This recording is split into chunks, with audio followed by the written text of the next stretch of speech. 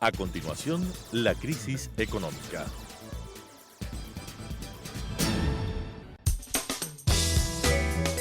Clasificación B, bajo supervisión de un adulto.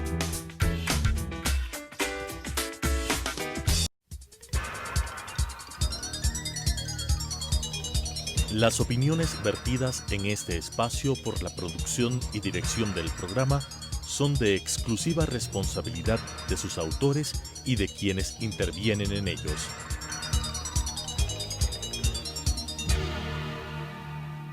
Telesucesos Canal 29 UHF presenta La crisis económica, asuntos de tipo económico, financiero, fiscal, competitividad, sector externo, cómo restaurar los equilibrios macroeconómicos del país, cuáles son sus soluciones para restaurar no solamente los equilibrios, sino iniciar la recuperación económica que todos los ecuatorianos queremos en este país, con la conducción del economista César Robalino Gonzaga.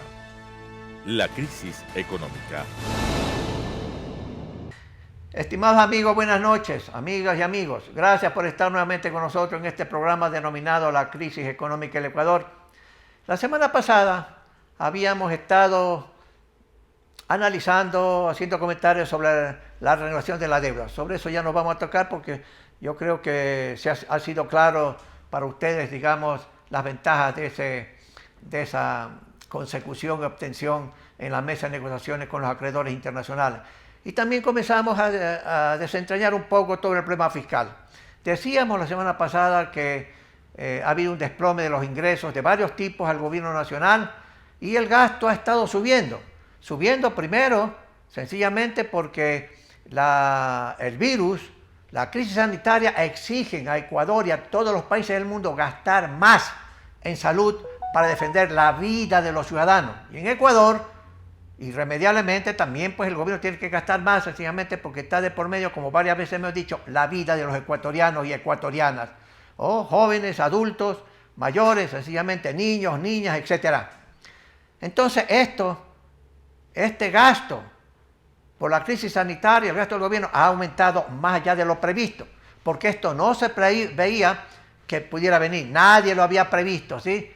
Eso se inició, como ustedes saben, en China continental, en ciudad X, Y, Z de China continental. Pero también porque la deuda pública sigue creciendo, mis amigos, y los intereses siguen creciendo. Afortunadamente, la renegociación va a permitir, digamos, facilitar un poco toda esta presión que tiene el gobierno para pagar intereses, porque se pagará intereses debido a la renegociación en montos mucho más bajos. Pero decíamos y decimos hoy que sencillamente el déficit fiscal para este año será mucho más del doble de lo que sencillamente se registró el año 2019.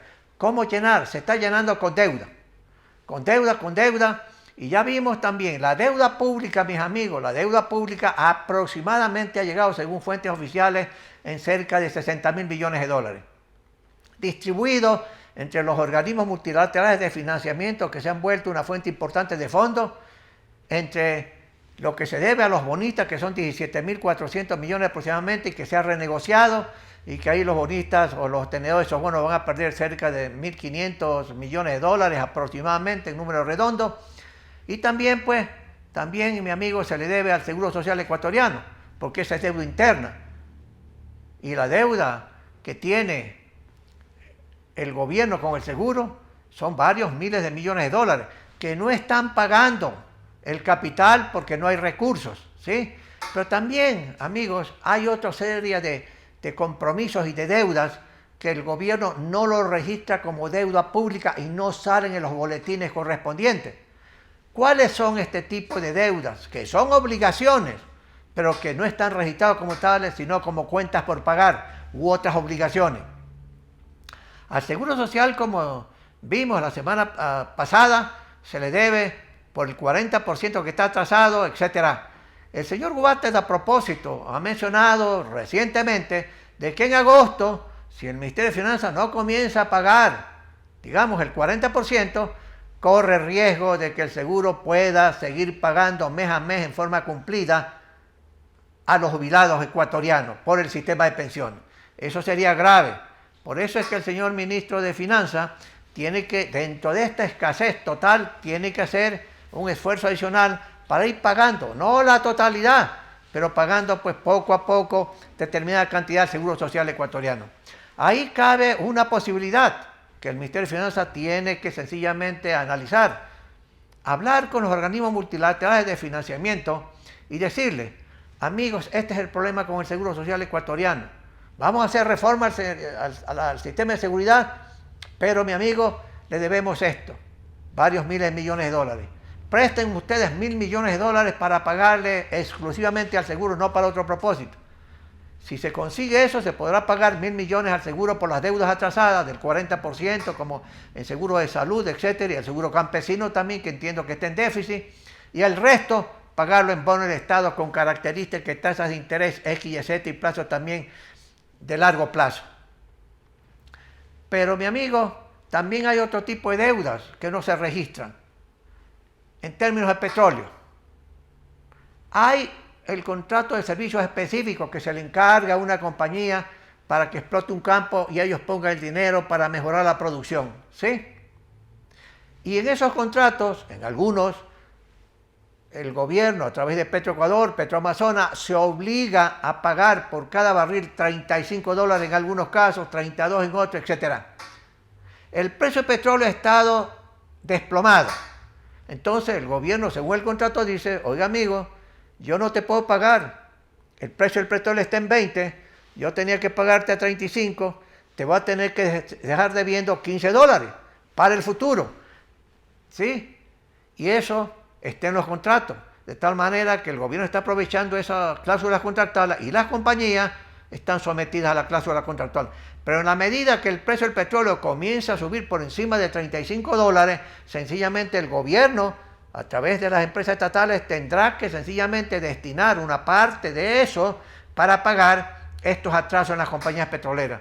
Porque si no pasa eso, no estaría incumpliendo las cláusulas contractuales y además porque amenazaría que las compañías dicen, estás violando el contrato, por lo tanto va a parar la producción, y eso no es posible. Pero esto también es una deuda contractual, pero que no está publicada en las cifras oficiales del Ministerio de Finanzas ni del Banco Central del Ecuador. Pero es deuda, ¿sí? Por otro lado, usted tiene sencillamente la deuda que se le debe al Banco Central, CETES, varios miles de millones. Según la ley, esa deuda total en CETES, en estos papelitos de corto plazo, no se registran como deuda, porque son de corto plazo. Por lo tanto, no aparecen esos miles de millones publicados en este monto total de deuda, cerca de 60.000 millones aproximadamente, que informa el Ministerio de Finanzas, ¿sí? Entonces, son deudas adicionales, que si uno agregue esas deudas adicionales, el Ecuador no tiene solamente 58, 59.000 millones de deuda pública, interna y externa, sino muchísimo más, ¿sí? Y el coeficiente de deuda, que debido a la reducción y el desplome del Producto Interno Bruto a 96.000 millones que será este año, sencillamente pues la deuda está sobrepasando el 60% del PIB. Y si yo contabilizo todo el resto de cosas que he mencionado y otras más, que no se publican oficialmente como deuda, sino cuentas por pagar, otras obligaciones, pasivos contingentes, etcétera, etcétera, etcétera, sería pues sencillamente una cantidad de 70.000 millones o más a lo mejor. Posiblemente alguien diga, bueno, hay otra serie de países, ¿no?, desarrollados, por ejemplo, como Estados Unidos, que ha llegado a una deuda pública del 100% del Producto Interno Bruto en Estados Unidos. En otros países también está en pues 100, 120, 140%. En Japón está en más de 200%. La ventaja del Japón es que la mayor parte de la deuda pública es interna, en moneda nacional, no en moneda extranjera, ¿sí? Grecia, por ejemplo, Grecia tenía un coeficiente de deuda espantoso, más de 200 y pico por ciento. Y Europa, el Banco Central Europeo, el Banco de Inversión Europeo, Alemania, Francia, etcétera, ayudaron hace algunos años a Grecia para evitar la quiebra total y absoluta de ese país y evitar también que Grecia se salga de la zona del euro, ¿sí? Entonces en Ecuador también, señor, tenemos un monto de deuda, si se agregan las cuentas por pagar, sencillamente enorme. Y hay que parar esto. ¿Cómo se para esto, mi amigo? ¿Cómo se para el crecimiento de la deuda pública del gobierno? Bueno, teniendo superávit fiscal. ¿Qué significa esto? Significa que los ingresos sin deuda, los ingresos fiscales tienen que superar al gasto corriente, que le llaman ahora gasto permanente, y los gastos no permanentes, que es la inversión pública, ¿sí? Tiene que haber superávit. Esos ingresos tienen que ser superiores al gasto. ¿Para qué? Para que con ese superávit, ese saldo positivo que tengo como gobierno, sencillamente voy pagando la deuda y que la deuda vaya bajando, ¿sí? Ahora, ¿cómo es posible eso? ¿Cómo es posible llegar al superávit? Bueno, aquí el ejercicio es, mi amigo, crear más ingresos por parte del gobierno y reducir más el gasto. Ahora, el gobierno ha estado reduciendo el gasto. No se puede negar que no. El punto es dónde reduce, ¿sí? Y ahí es donde hay unos reparos importantes que ya alguna vez con el Colegio Economista del Pichincha lo analizamos aquí y que hoy lo voy a repetir, ¿sí? Ahora, fíjense, en la época del gobierno anterior, allá por 2013, 2014 aproximadamente, el gasto público con respecto al Producto Interno Bruto de ese entonces era 44%. ¿Eso qué significaba? Que por cada dólar que se crea de valor agregado, de riqueza adicional, año a año, 44 centavos pertenecían al gobierno. Esa era la situación, una cosa insostenible. Parecíamos un país europeo, ¿sí? Y no somos un país desarrollado ni europeo. O sea, eso no era sostenible. Hoy por hoy, debido a una serie de políticas del gobierno, de que algo ha reducido el gasto en sueldos y salarios. En este primer semestre, cuando uno lo compara con el primer semestre del año pasado, uno ve que hay una reducción más o menos, si mal no recuerdo, del 5%, vi cifras provisionales, ¿sí? Y claro, ya el gobierno se convenció que no puede seguir pues, aumentando la burocracia, no puede. Entonces ha comenzado sencillamente a reducir lenta y gradualmente la burocracia, y un ejemplo de ello es que el presidente, a través de decretos X y Z, decidió que hay una serie de empresas estatales que pierden plata, que tienen que liquidarse y están en proceso de liquidación. Y en buena hora, es un acierto presidencial. Usted tiene un ejemplo, TAME, compañía tradicional extraordinaria, se politizó y comenzó a perder plata. ¿Y quién le cubría las pérdidas? El gobierno a través del presupuesto general del Estado. Esto me recuerda, señores, en la época de Sixto Durán Pallén, buen presidente del Ecuador, que en paz descansa, Ecuatoriana de Aviación. Ecuatoriana de Aviación se politizó y mes a mes daba pérdidas. Y el ministro de Finanzas tenía que cubrir las pérdidas con una transferencia desde el presupuesto del Estado hacia el presupuesto ecuatoriano de aviación. Llegó un momento dado que el gobierno de Sixto dijo, esto no va más. Y entonces se liquidó Ecuatoriana de Aviación. Eso pasa cuando las entidades públicas, las empresas estatales, se politizan. Vea usted el Seguro Social. Antes del señor Correa, ¿cuántos miles de empleados era? Y hoy mire cómo casi se ha triplicado, una monstruosidad. Y no hablo de médicos, enfermeras, porque ellos son necesarias. Esa gente es necesaria, porque el país crece, la población crece. Llega un momento dado en que entramos a la tercera y la cuarta edad, y eso implica sencillamente más gastos de seguridad, etcétera, etcétera. Entonces, sencillamente, pues, usted comprenderá que son los empleados administrativos, tanto en el Seguro Social como en otras series, ministerios o empresas estatales, es la parte administrativa que está de más. Y hay que ir recortando, El país necesita, pues, sencillamente médicos, por supuesto que sí. El país necesita sencillamente profesores en primaria, secundaria. Y eso de ahí, pues, no se puede acortar, porque si no va a haber un problema espantoso al futuro desde el punto de vista educacional. Hay que educar a la gente intensamente y mucho más, y más integralmente, porque eso es bueno. Eso es bueno, estructuralmente hablando, para la productividad de la economía y para el aumento de sueldos y salarios de toda la población ecuatoriana, ¿sí? Entonces, mi amigo, usted tiene también que reducir gastos.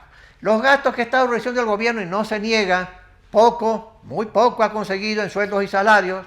Ojalá que se vean las estadísticas de diciembre de este año, unas cifras mucho más optimistas, ojalá, pero también lo que han hecho es reducir mucho más que los otros gastos, la inversión pública. La inversión pública, mis amigos, es importante. Ampliación de carreteras, repavimentación, ¿sí? Ampliar la carretera de 2 a 4 carriles, en muchas partes del Ecuador se ha hecho, pero falta. Un programa masivo de caminos vecinales para ayudar al agricultor a sacar el 100% de esa producción y que no se pierda la producción desperdiciada porque no hay un camino vecinal.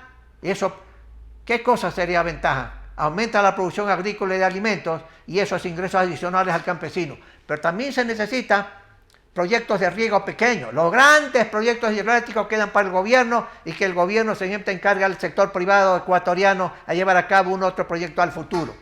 Pero proyectos de riego pequeños son necesarios y hay que hacer también una cosa masiva. Y eso aumentará la productividad de la tierra. Y eso a su vez permitirá a los campesinos tener más ingresos. ¿Para qué? Para que suban el estándar de vida. Pero la inversión pública ha bajado sustancialmente. El año 2013 y 2014, si no mal recuerdo, la inversión pública, y cuando digo inversión pública es la inversión del gobierno, de las empresas estatales, de los municipios, de los consejos provinciales, todo eso es sector público no financiero, y eso es inversión pública. Alrededor de 15.000 millones de dólares. Y significaba más del 50%, si mal no recuerdo, de la formación bruta de capital total. Era más importante que la inversión privada, por una serie de razones del gobierno anterior en términos de su ideología, de su visión, de que el Estado es el que explica el crecimiento, la felicidad y el progreso de la gente ecuatoriana, cosa que eso es falso. Fue falso y es falso.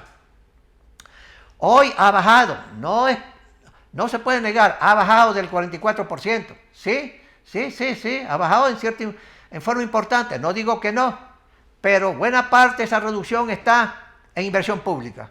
Y amigos, aún en esta crisis de recursos hay que corregir, y eso lo va a corregir el próximo gobierno, porque este gobierno ya no da más, ¿sí? Entonces ha habido una reducción del gasto, pero con esas limitaciones que yo digo, ¿sí? Luego también ha habido una reducción del gasto, de hecho, ¿por qué? Porque una serie de asignaciones al Seguro Social ecuatoriano por el 40%, que ya lo mencionamos anteriormente, sencillamente pues el gobierno se ha ahorrado porque no paga en efectivo, digamos, al Seguro Social. Pero eso, hay que responder por esa obligación constitucional y legal. Los jubilados están hablando hasta qué punto, cuando esto se normalice más, sencillamente salían a las calles a protestar, ¿sí? Porque estaría en peligro, pues sencillamente el pago a los jubilados, que ya anunció el señor Guate que pudiera pasar. Pero en ingresos, ¿qué más puede hacer el gobierno? Se necesita, créame, crear más ingresos. No solamente el ejercicio está en reducir los gastos, como le estoy diciendo que ha hecho el gobierno ecuatoriano. Ya ha hecho algo positivo en reducir el gasto para pagar sencillamente intereses de la deuda pública a un grupo importante de tenedores de bonos ecuatorianos, que ya explicamos la semana pasada. Eso es importante y eso es un ahorro, y eso se va a reflejar después que se perfeccione eso en las estadísticas del Ministerio de Finanzas y en las estadísticas del Presupuesto General del Estado. Positivo, pero eso no es suficiente, hay que crear más ingresos. ¿Cómo crea más ingresos? El gobierno intentó en octubre terminar con el subsidio al combustible. Otros gobiernos en el pasado, a mí me recuerda mucho, por ejemplo, a Jaime Raldós Aguilera, que en paz descanse, un buen presidente del Ecuador, Lepo Quezito también, que en paz descanse, Rodrigo Borja también, Osvaldo Hurtado, que aumentaron el precio de los combustibles y lograron manejar políticamente las reacciones. El momento que se aumentaba, fueron convocados, por ejemplo, los transportistas y le dijeron, esto va a pasar, amigos, te aumento la tarifa aquí, pero tú no te paras, no me paralizas el país, transportistas urbanos, interprovinciales y de carga, etcétera. Y la cosa caminó. Naturalmente, se crearon una serie de subsidios para la gente pobre para que no sean afectados con este aumento de combustible, especialmente si es el precio del gas. Pues el gobierno manejó el mes de octubre pasado todo este tema, lo manejó mal. Y se le vino encima a los transportistas y los grupos respetabilísimos de indígenas. Y el presidente tuvo que irse para atrás en la medida y restaurar los niveles anteriores de precios. Pero ahí usted tiene una fuente de recursos adicionales. Hoy el gobierno, con el nuevo ministro de Recursos, que es un hombre de gran experiencia, René Ortiz, han creado una banda. Una banda que, dependiendo del precio internacional del petróleo ecuatoriano, dependiendo de eso, sencillamente esa banda va a aumentar 5% y el precio de los combustibles sin gas, aumentará 5%. Y si un momento dado el precio del petróleo asciende a niveles de $70, Sencillamente el gobierno dice, no voy a aumentar más el precio del combustible, ahí se queda congelado. Y entrarán los subsidios, ¿sí? Vamos a ver pues si la fórmula que se está aplicando favorece en realidad para poder dar más recursos al Estado, ¿sí? Lamentablemente yo sé que no es fácil aceptar que el precio de la gasolina cueste tanto, que el precio del gas sube tanto, etcétera, etcétera, porque eso afecta pues, a la estructura de costos en términos de las tarifas al transporte urbano, etcétera, y tienen que subir porque si no, pues los choferes que son dueños de esas unidades, de esos vehículos, sencillamente van a quebrar, no le pagarán al banco y el banco entrará a ciertos problemas o la cooperativa correspondiente, ¿sí? Afortunadamente la banca está sólida, con buenas reservas para absorber los choques de hoy y de mañana, ¿sí? Yo había sugerido aquí con varias gente que también el subsidio al gas debería eliminarse. En gobiernos anteriores también no se tocó el precio del gas, igual que este gobierno. ¿Por qué? Porque es más sensitivo desde el punto de vista político para la gente pobre. Pero yo lo que digo es sencillamente, hay el bono de desarrollo humano, que se paga mensualmente, ¿qué cantidad? A la gente pobre, a la gente vulnerable en materia de ingresos. Pues bien, eso hay que aumentarlo si se aumenta el precio del gas. Pero el precio del gas, esos niveles bajos, está beneficiando a la clase que sí puede pagar precios internacionales. Pero bueno, esa es la decisión política del gobierno, ¿sí? Entonces, uno tiene que, en fuente de ingresos, va a ir creciendo poco a poco, sin montos enormes que le permitan al gobierno tener mucho más recursos. El gobierno también intentó aumentar el impuesto a la renta de las personas naturales y a las empresas, ¿no? Con estas características. Y eso mandó la ley, y esa parte de la ley tuvo que retirarla, porque sencillamente los asambleístas por razones políticas le dijeron, no, no, no, el país necesita reforma internacional en materia tributaria, una reforma integral de tipo tributaria. Pero hoy por hoy, mi amigos, lamentablemente no hay condiciones políticas como para que el gobierno diga esta reforma básica que requiere la economía ecuatoriana como una reforma integral tributaria pueda ser aprobada.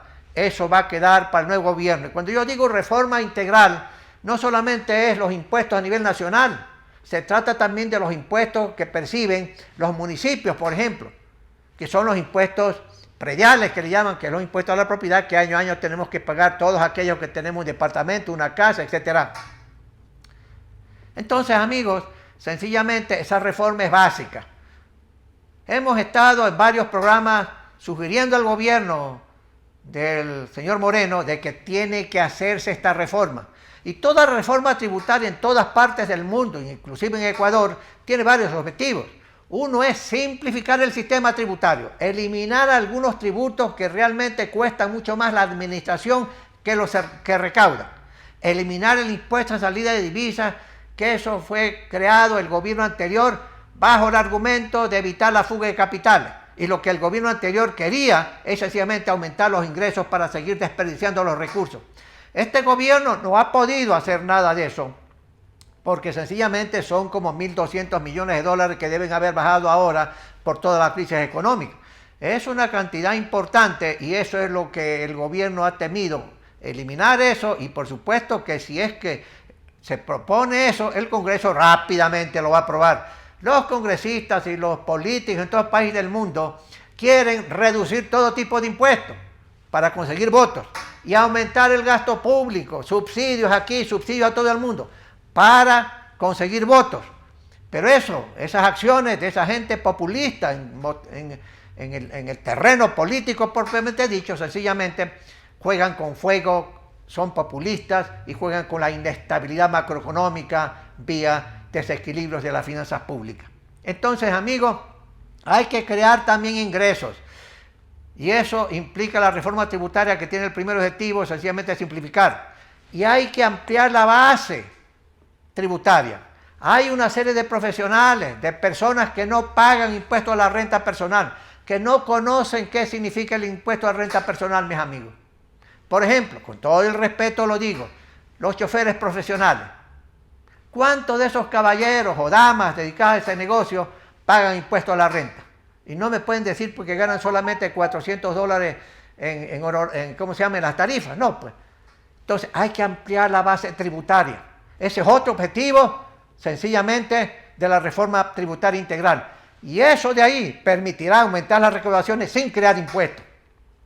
Pero aparte de eso, en la reforma integral que estamos sugiriendo, eso lo toca el nuevo gobierno, lamentablemente, no puede hacer este gobierno porque no tiene condiciones políticas para hacerlo ni que le aprueben, ¿sí?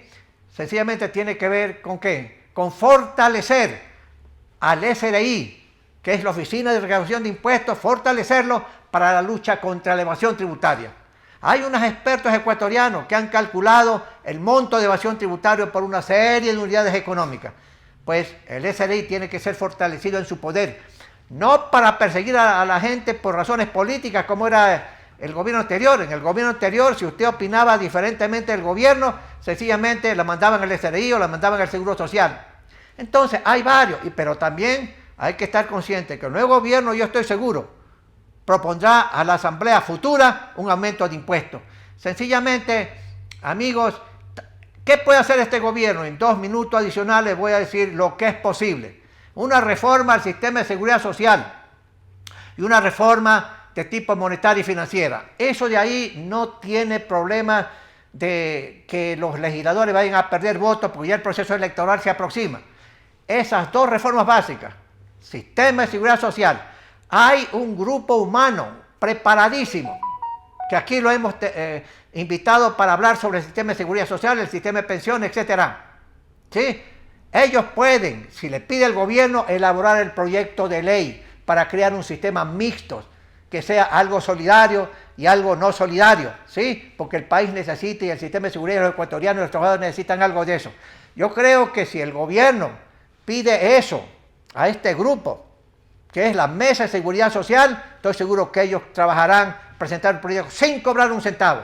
El gobierno y señor ministro de Finanzas se hace esta sugerencia en este programa, pero también las reformas a la parte monetaria y financiera. Hay que ratificar que el Banco Central no puede ser ventanilla del Ministerio de Finanzas ni de la Presidencia de la República. Y luego hay que despolitizarlo, ¿sí? Tiene que haber un directorio de 5 personas técnicos, no políticos, que manejen la política monetaria y financiera del país. Esa es la segunda reforma básica que yo creo que sí puede enviar el Congreso, el presidente, por la vía rápida. En septiembre 15 y 17 se inician las inscripciones y ya de ahí no va a haber tiempo el gobierno para hacer nada, ¿sí?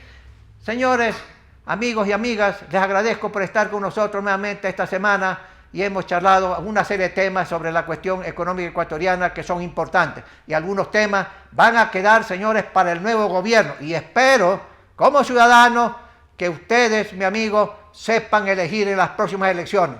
No se puede convertir en presidente un irresponsable, un populista que deteriore más la economía ecuatoriana y no permita la recuperación que requerimos. Recuperación, amigo, que tomará en mi juicio 5 a 10 años.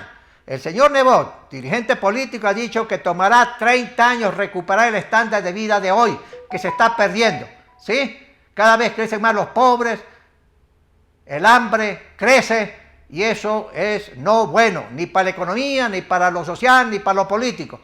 Puede ser una explosión popular que no conviene a la paz social en el Ecuador. Gracias, amigos y amigas, gracias, nos veremos la próxima semana. Muy buenas noches. Las opiniones vertidas en este espacio por la producción y dirección del programa son de exclusiva responsabilidad de sus autores y de quienes intervienen en ellos.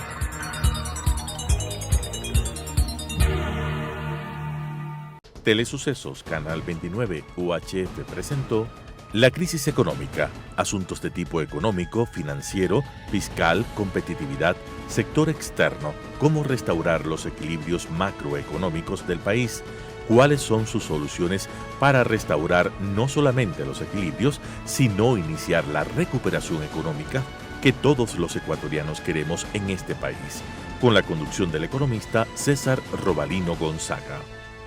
La crisis económica.